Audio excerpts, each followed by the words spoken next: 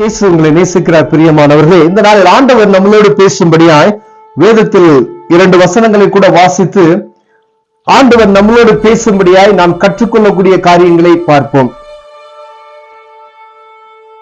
அது உபாகம புஸ்தகம் 16வது அதிகாரம் 16வது வசனம் எப்படியாக சொல்லப்படுகிறது. வருஷத்தில் 3 தரம் புளிப்பில்லாத அப்ப பண்டிகையிலும் வாரங்களின் பண்டிகையிலும் கூடார பண்டிகையிலும் உன் ஆண்மக்கள் எல்லாரும் உன் தேவனாகிய கர்த்தர் தெரிந்து கொள்ளும் ஸ்தானத்திலே அவர் சன்னதிக்கு முன்பாக வந்து காணப்பட கடவர்கள். ஆனாலும் அவர்கள் கர்த்தருடைய சன்னதியில் வெறுங்கையோடு வராமல் உன் தேவனாகிய கர்த்தர் உனக்கு அருளிய ஆசீர்வாதத்துக்கு தக்கதாக அவனவன் தன் தன் தகுதிக்கு ஏற்றபடி காணிக்கையை கொண்டு வர கடவன் என்று வேதம் சொல்லுகிறது. பிரியமானவர்களே, நம்முடைய ஒவ்வொரு தனிப்பட்ட மனிதனுக்குள்ளும் ஒரு எகிப்தின் அனுபவம் இருக்கும். அதை என்னைக்கு நீங்க ரட்சிக்கப்பட்டீங்களோ அது ஒரு கானான் அனுபவம்னு வச்சுக்கோங்க. ஒருவேளை அதுக்கு முன்பதாக உள்ளது பூராமே நமக்கு எகிப்தின் அனுபவம் போலதான் ஒரு காணப்படுகிறது.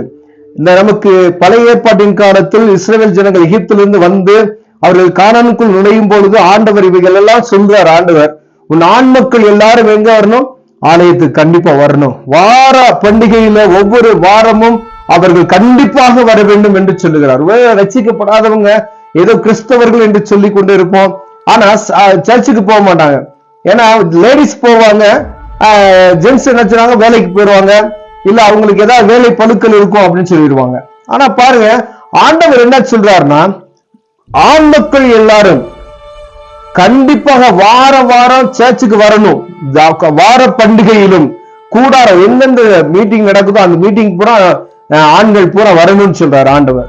அப்ப எகிப்தின் அனுபவம் உங்களுக்கு முடிந்தது என்று சொன்னால் நீங்க ஆலயத்துக்கு கண்டிப்பா வருவீர்கள். பிரியமானவர்களே, ஒருவேளை ரட்சிக்கப்பட்ட அனுபவம் நிலைய அந்த அனுபவத்திற்கு கடந்து செல்லாதவர்கள், ஒருவேளை அவங்களுக்கு தெரியாது இதை பத்தி, அப்ப ஒருவேளை அவங்களுக்கு ஆண்டவர் ஒரு கிரேஸ் கொடுக்கிறார்.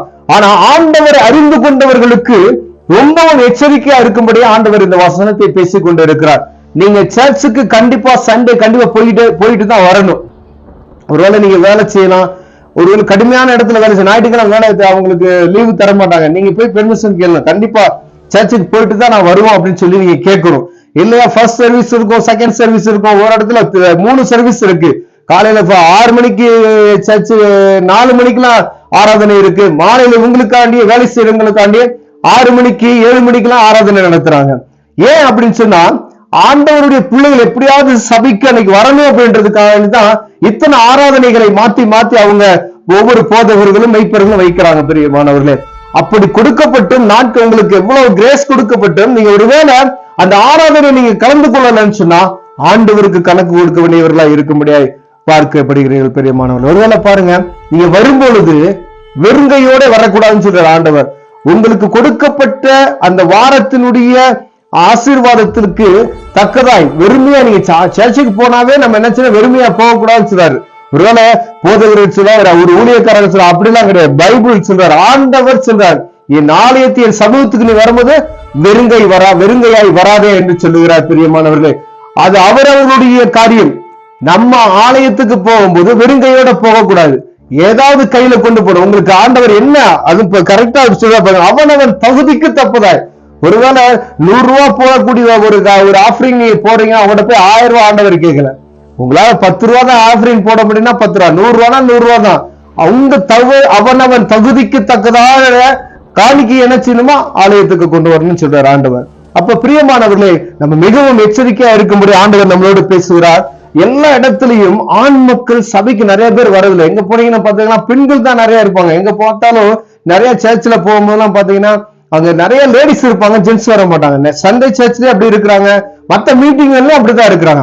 ஆனா ஆண்டவர் சொல்லுகிற அநேக பண்டிகைகளை அனுசரிக்க சொல்லி இருக்கிறார். அந்த சில பண்டிகைகளை ஆண் மக்கள் கண்டிப்பா நீங்க வரணும் என்று ஆண்டவர் சொல்லுகிறார். பிரியமானவர்களே, அப்ப எவ்வளவு கவனமா இருக்குன்னு சொல்லுங்க. ஒவ்வொரு ஆண் மக்களும் ஆண்டவருக்கு மிகவும் பிரியமானவர்கள். நீங்க ஒவ்வொருவரும் தேவனுடைய சமூகத்துல போய் அவர் சமூகத்துல நீங்க கெஞ்சி மன்றாடும் பொழுது ஆண்டவர் உங்களை ஆசீர்வதிக்க வல்லமையுள்ளவராய் இருக்கிறார். அவர் சொல்லுகிற வார்த்தைக்கு நாம் செவி கொடுக்கும் பொழுது அவர் நம்மை ஆசீர்வதிக்க வல்லமையில இருக்கிறார். கண்களை மூடி ஜெபம் செய்வோம். அன்பின் தகப்பனே, ஆண்டவரே, ஒவ்வொரு வாரமும் ஆண் மக்களாகிய நாங்கள் ஆண்டவருடைய சமூகத்துக்கு ஓடி வருவதற்கு எங்கள் இருதயத்தை ஆண்டவரை தகுதிப்படுத்துவீராக, பக்குவப்படுத்துவீராக. இந்த ரட்சிப்பின் அனுபவம் பெற்ற ஒவ்வொருவரும் ஆண்டவரை ஆலயத்துக்கு வராதபடி யாரெல்லாம் தடை பண்ணி இருக்கிறாங்களோ, வேலை பழுக்க நிமித்தமாய் ஆண்டவரே, பிரயாணத்தின் நிமித்தமாய் அப்படிப்பட்டதான காரியத்தில் ஈடுபட்டு இருக்க எல்லாத்தையும் கர்த்தர் தொடுவீராக. அவர்களுக்கு வழிவாசலை திறந்து கொடுப்பீராக. இயேசுவின் நாமத்தில் பிதாவே, ஆமேன், ஆமேன்.